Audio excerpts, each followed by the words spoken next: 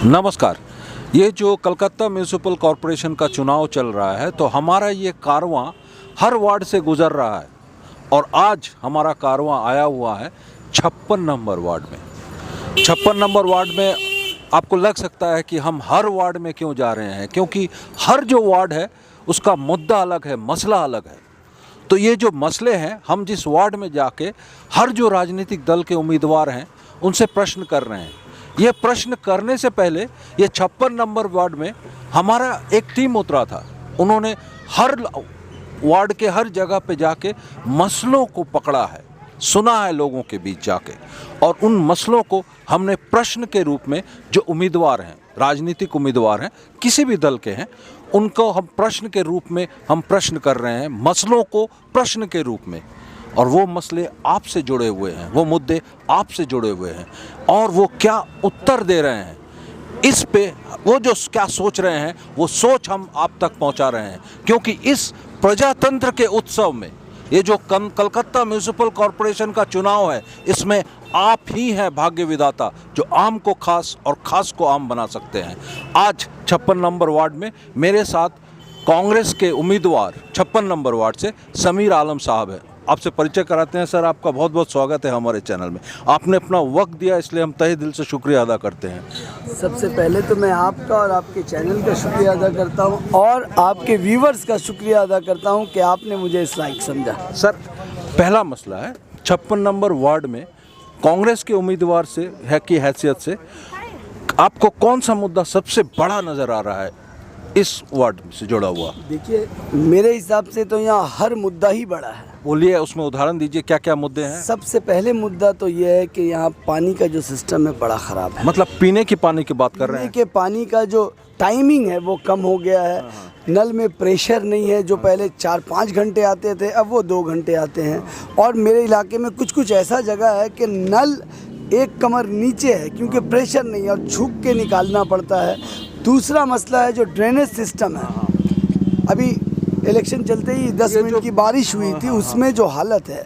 और तीसरा सबसे ज़्यादा जो सबसे इम्पोर्टेंट मसला है वो है साफ़ सफाई का मसला।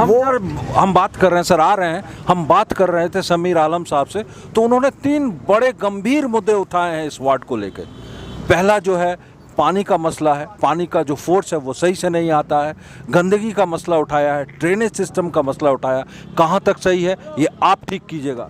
सर, आप बोल रहे थे, बोलिए। जी, एक अच्छा कम्युनिटी हॉल नहीं है हमारे यहाँ। एक कम्युनिटी हॉल है, अंदर में उसका हालत आप देखिएगा। लेकिन एक कम्युनिटी हॉल तो है सर इस वार्ड में। सर, बाकी वार्ड में 3-3 है। हाँ। यहाँ 36,700 वोटर्स हैं। नहीं सर, यहाँ पे 43,622 पॉपुलेशन है। हम पॉपुलेशन का आंकड़ा जो है थोड़ा गलत है आपका। नहीं, ये 2011 का सेंसस है। 11 का है, मगर अब ये 2021 है। नहीं, 11 के पहले बाद से सेंसस नहीं हुआ। हम तो जो ऑफिशियल है वही आंकड़े बोल सकते हैं। आपने 11 का कहा क्योंकि मैं यहाँ रहता हूँ, मैं तो कहीं बाहर से नहीं आया हूँ।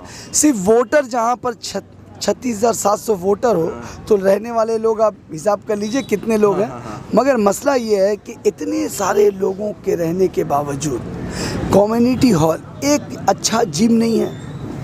महिलाओं के लिए एक वुमेन्स जिम होना चाहिए। हम आ रहे हैं, और एक भी और मुद्दे हैं। और जो मुद्दे हैं सबसे ज़्यादा, आपको एक बता दें, जो कांग्रेस का मेन मैनिफेस्टो है, 1/3 of the population of Kolkata lives in slum, मतलब स्लम में रहते हैं वो लोग, और लगभग 5 लाख की आबादी है। और आपके जो केएमसी के आंकड़े हैं उसके हिसाब से आपके वार्ड में बहुत सारे स्लम हैं, मतलब जो बस्तियां हैं। तो इसके बारे में आप क्या कहिएगा? देखिए, बस्तियों को कोई सजा सकता है, संवार सकता है तो वो काउंसिलर ही कर सकता है। और अगर काउंसिलर ईमानदार हो तो आपकी बस्ती शानदार हो जाएगी। मगर यहाँ जो 10 साल काउंसिलर रही और 1.5 साल एज ए कोऑर्डिनेटर रही, 11.5 साल अगर वार्ड में कोई काम हुआ हो, आप कहीं भी देख लीजिए, वो कोई भी पार्टी का हो। हाँ, एक पार्टी का डर है, लोगों को सता रहा है, किसी का सीमेंट बालू का धंधा है तो उसके साथ घूम रहे हैं। मगर जनता जो है, जनता इससे एकदम परेशान है। जनता के दिल में जो दर्द है, आपको पता है, एक साइन के लिए, एक मेडिकल के लिए 3-3 दिन घूमना पड़ता है। ये जनप्रतिनिधि का काम है। आपको एक आदमी अगर रात को किसी को मेडिकल की ज़रूरत है, वो क्यों दर दर भटकेगा? आपके पास कोई सिस्टम नहीं, मेरे पास सिस्टम है। मैंने सोचा है कि किस तरह लोग मेरे पास क्यों आएंगे। मैं क्यों नहीं जाऊंगा? जब वोट मांगने में जा सकता हूँ, वोट मांगने में दरवाजे दरवाजे जाऊंगा तो उसका पब्लिक का काम करने का भी तो मेरा ही हक है। मैं दरवाजे, लोग कहेंगे कैसे करेंगे आप? मेडिकल, इनकम सर्टिफिकेट की ज़रूरत हो किसी को, किसी नेता भैया दादा को पकड़ने की ज़रूरत नहीं। सर हम आपको टोक रहे हैं, मैं टोक रहा हूँ। मैं बोल रहा हूँ आपको, सुन लीजिए। मैं बोल रहा हूँ आपको, हर एक पार्ट में, हर एक गली में एक टोल फ्री नंबर होगा। रात हो, सुबह हो, शाम हो, किसी को भी ज़रूरत है, आपको नेता के घर आने की ज़रूरत नहीं। एक फ़ोन कीजिए, 30 मिनट के अंदर हम आपके घर पहुँच के आपका काम करेंगे। ये सिस्टम होना चाहिए। लोग चांद पे जा रहे हैं, ये कलकत्ता में रह के हम गाँव में रह रहे क्या? एक उर्दू मीडियम हाई स्कूल नहीं है, क्यों? एक मिनट, मैं ज़रा दर्शकों के लिए बता रहा हूँ। समीर आलम साहब ने एक बहुत बड़ा मुद्दा उठाया है और कहा है अगर इस वार्ड के लोगों ने उनको चुना तो हर जो वार्ड से जुड़े हुए जो मसले हैं, जो सर्टिफिकेट लेने के लिए काउंसिलर तक पहुंचने की ज़रूरत नहीं है। जस्ट एक फ़ोन नंबर दबाइएगा, जो फ़ोन नंबर आपके हर गली कूचे में रहेगा उनका। उन्होंने कहा है हम आएंगे उनके पास, हमारा कैमरा लगा रहेगा इस वार्ड में। तो बोले हैं कि आपको पहुंचने की ज़रूरत नहीं है, फ़ोन कीजिएगा, आपके पास वो पहुंचेंगे। ये बहुत बड़ा मुद्दा उन्होंने उम्मीदवार की हैसियत से आपके पास रखा है। अब आप जब बटन दबाने जाइएगा, सोचिएगा जरूर इन मुद्दों पे। हाँ सर, आप बोल रहे हैं। और एक चीज़ मैं बोल रहा हूँ जो अब तक नहीं हुआ है। आपकी तरह एक और भी मीडिया वाले थे, उन्होंने कहा कि ये कैसे होगा। और मैंने एक सबसे बड़ी बात जो बताई है, जो मैंने भी झेला है, ऐसा नहीं है मेरा नहीं, ये आवाम का दर्द है। क्योंकि मैं इस वार्ड में रहता हूँ, इस वार्ड का बेटा हूँ, मैं बाहर से नहीं आया हूँ। CPM ने बाहर का कैंडिडेट दे दिया है, TMC ने बाहर का कैंडिडेट दिया है। भाई इस वार्ड के लड़के लड़कियों में क्या वो हिम्मत, वो ताकत, वो टैलेंट नहीं है क्या? वो काउंसलर बन सके, MLA बन सके? क्या गुनाह किया है इस वार्ड के माँ बाप ने जिसके बच्चे नहीं बन सके? और एक चीज़ जो मैंने भुगता है, अगर आपका कोई प्रॉब्लम है, नेता का कोई दायां बायां वाला चाय से ज़्यादा कितली गरम, ये लोग जो कहीं पैसा ले लेते हैं, सर्टिफिकेट बेचते हैं, इन लोगों का कंप्लेन आप कैसे करोगे नेताओं को? इसके पास सर बहुत बड़ा इल्ज़ाम लगा रहे हैं आप। करते हैं, बोलिएगा, मैं प्रूफ दूंगा। और आम जनता क्या करती है बेचारी, मासूम है, 3 वक्त खाना है, घर से कमाना है, वो डरते हैं इनके लोगों से। अब वो कंप्लेन करने जब जाते हैं तो गेट के बाहर देखिएगा 10 तो बड़े भैया लोग बैठे हुए हैं, वो आपको कंप्लेन करने नहीं देंगे। मैंने सोचा है कि हर पार्ट में जिस तरह टोल फ्री नंबर होगा उसी तरह कंप्लेन बॉक्स होगा। अगर मेरा बंदा कोई किसी को सता रहा है तो मुझे पता होना चाहिए। अब अगर वो मेरे ऑफिस में घुसने नहीं देगा, मैं वो कंप्लेन बॉक्स से लूँगा, देखूंगा, अच्छा ये बंदा सता रहा है, उसको वहाँ से उठा के काम से हटा देना है। क्यों? क्योंकि मैं आया हूँ आवाम के लिए। और एक मुद्दों पे आते हैं, हम मुद्दों पे बात कर रहे थे। तो आपके वार्ड में एक जो आंकड़ा है वो है BPL कार्ड होल्डर्स जो हैं वो आपके जो है 3580 है। तो आपके वार्ड के पॉपुलेशन को, हम सब 2011 का सेंसस कोट कर रहे हैं, 43,622 आपका पॉपुलेशन है। अगर हम BPL कार्ड के आंकड़ों को देखें तो कहीं ना कहीं सिर्फ 7% आ रहा है। तो आपके यहाँ पे जो पॉवर्टी है, जो गरीबी है, वो कितना है? 80%। तो आपको क्या लगता है एज ए उम्मीदवार, अगर आइएगा आप इस मसले पे देखिएगा? ये सबसे बड़ा मसला है, क्योंकि देखिए वोट की पॉपुलेशन भी गरीबों की ज़्यादा है, ज़रूरत भी गरीबों की ज़्यादा है। और अगर एक नेता का मकसद क्या है, नेता मतलब क्या है, लीडर क्या है? लीडर वो जो लीड करे बुराइयों के खिलाफ। आप मुद्दों पे बोलिए। अगर आप आइएगा तो क्या आप ये BPL कार्ड के मुद्दों को देखिएगा? देखूंगा नहीं, घर घर जाके करवाऊंगा। ये मेरा पहला जिम्मेदारी है। बेवा भत्ता जिन लोगों को विडो पेंशन नहीं मिल रहा उनको दिलाऊंगा।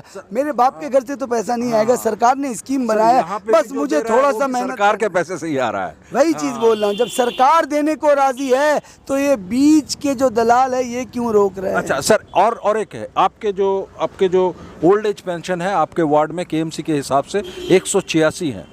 तो ये क्या आपका आंकड़ा सही है? नाइंसाफी है, सोचिए इतना बड़ा वार्ड और बुजुर्ग लोग सिर्फ के 186 लोगों को पैसा मिलना चाहिए। मिलता है। अब कम से कम हजारों की तादाद है और उन सब का हक है, और वो हक मैं दिलाने के लिए आया हूँ। सर और एक बहुत अहम मुद्दा, आपके यहाँ पे जो KMCP क्लिनिक है वो कैसा काम करता है?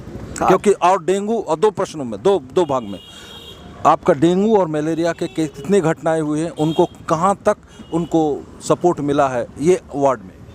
20 दिन पहले मुझे खुद मलेरिया हुआ था, इससे ज़्यादा और मैं क्या कहूँगा। एक गली जो है ना वो मलेरिया का सेंटर हो गया।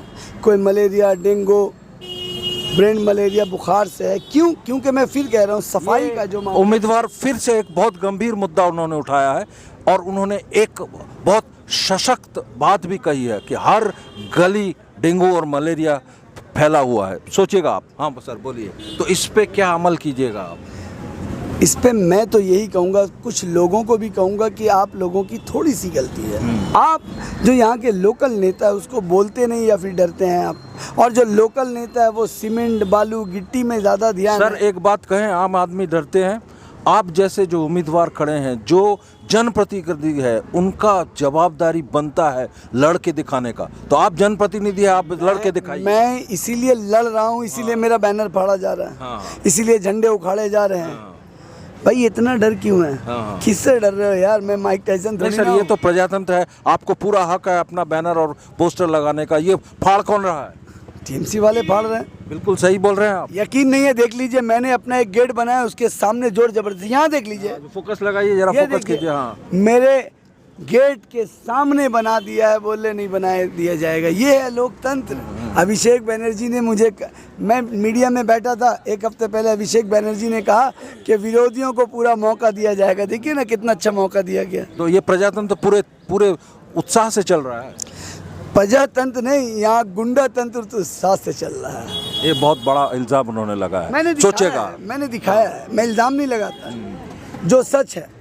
इसीलिए कहता हूँ कि बात इंसाफ की लोगों को बुरी लगती है। हाँ। सच कहता है समीर तो कलेजे पे छुरी लगती है। और सर और एक मुद्दे पे आ रहे हैं। आपका ओल्ड एज पेंशन हो गया, फिर आपका जो बीपीएल कार्ड हो गया, मसला हो गया।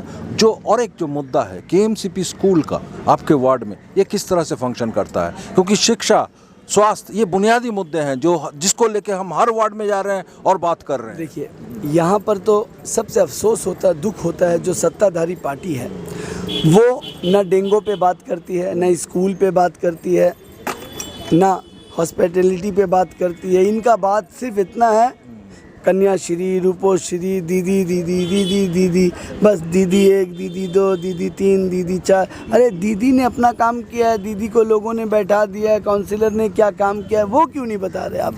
मतलब दीदी तो पास हो गई है, 100 में 100 नंबर लिया, आप क्यों फेल है? अच्छा, आपका भाई अगर डॉक्टर हो तो क्या दूसरा भाई इलाज कर देगा क्या किसी का भी? नहीं ना। हाँ, इलाज तो डॉक्टर करेगा। मेरा भाई डॉक्टर है तो मैं एक सबका ऑपरेशन करता फिर? नहीं भाई, दीदी अच्छा थी, उनको बना दिया गया। आपने क्या किया आप बताइए ना सर। और एक जो मुद्दे पे आ रहे हैं, मतलब अब प्रश्न के दो भाग हैं। समीर आलम जो कांग्रेस के उम्मीदवार हैं, समीर आलम जो इस इलाके में रहते हैं, दो प्रश्न के दो भाग हैं।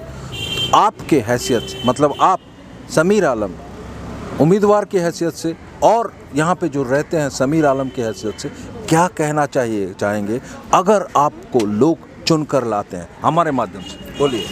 देखिए, सबसे पहले तो मैं आज जो कुछ भी हूँ, ये मेरे इलाके के लोगों की दुआएं हैं मेरे साथ। और मेरा मकसद ही ये है, मुझे इससे पहले भी दूसरी जगह टिकट मिल रहा था। भाई मैंने जहाँ मैं पैदा हुआ, जिन गलियों ने मुझे गिरते हुए संभाला है, जहाँ के बुज़ुर्गों ने मुझे चलना सिखाया है, आज उस टूटी फूटी गली को बनाने का वक्त है। जब मैं बचपन में गड्ढे में गिरता था तो बुज़ुर्ग संभालते थे, आज उनकी उम्र हो गई। मैं चाहता हूँ कि गलियों को बनाऊँ, बस्ती को सजाऊँ कि उनके पाँव में कांटा न चुभे। सीधा प्रश्न करेंगे, ये राजनीति नहीं कर रहे हैं। समीर आलम जीतने के बाद फिर ये जो अभी के हुक्मरान है उसी तरह तो नहीं हो जाएंगे? क्या कह रहा है समीर आलम व्यक्ति के हिसाब से, क्या कह रहा है? उम्मीदवार में बाद में बोलेंगे। हाँ। समीर आलम राजनीति में आया और राजनीति कर रहा हूं, पर आप लोगों को मैं बता दूं कि राजनीति को जो गलत निगाह से देखते हैं ना, राजनीति में दो नीति होती है, एक अच्छी नीति, एक बुरी नीति। समीर आलम राजनीति कर रहा है, करेगा, पर अच्छी राजनीति करेगा, बुरी राजनीति नहीं करेगा। क्यों करेगा अच्छी राजनीति? सत्ता क्या उनके सर पे चढ़ के बोलेगी? सत्ता उनके सर पे नहीं, सत्य उनके सर पे चढ़ के बोलेगा। सत्य उनके सर पे चढ़ के बोलेगा। और अभी भी बोल रहा है। हम आएंगे सर आपके पास। और एक बात मैं आपको बोल दूं कि आज मैं जो यहाँ उम्मीदवार हुआ हूँ, खड़ा हुआ हूँ, मैं आपसे बोल रहा हूँ, मुझे रहना यहाँ है। अगर इस इलाके में पानी भरेगा, गू भसता है, तो यहाँ समीर आलम हेलीकॉप्टर से तो आएगा नहीं, मुझे भी यहीं से चल के जाना पड़ेगा। पर स्वपन समझदार बाबू तो रहते हैं दूसरे वार्ड में, यहाँ के लोग मरेंगे तो वो कहाँ आएंगे? क्या फ़र्क पड़ेगा? पानी भर जाए, डेंगू बढ़ जाए, उनकी क्या जिम्मेदारी है? उनका एरिया तो टिप टॉप है, अपने घर के पास चमका के रखा है। मैं भी अपने वार्ड को चमकाने आया हूँ। मेरा भी तो हक है कि लोग जब आए कहे अरे ये देखो ये समीर आलम का वार्ड है, कितना सुंदर है, कितना प्यारा है। ये कोई भी जो जहाँ पैदा होता है वो चाहता है कि उस घर को, उस गली को सजाए, और मैं भी तो चाहता हूँ कि अपने वार्ड को सजाऊँ। ये गुनाह है क्या? बिल्कुल नहीं, ये प्रजातंत्र में यही है। तो समीर आलम जी, आपका बहुत बहुत शुक्रिया, आपने अपना वक्त दिया।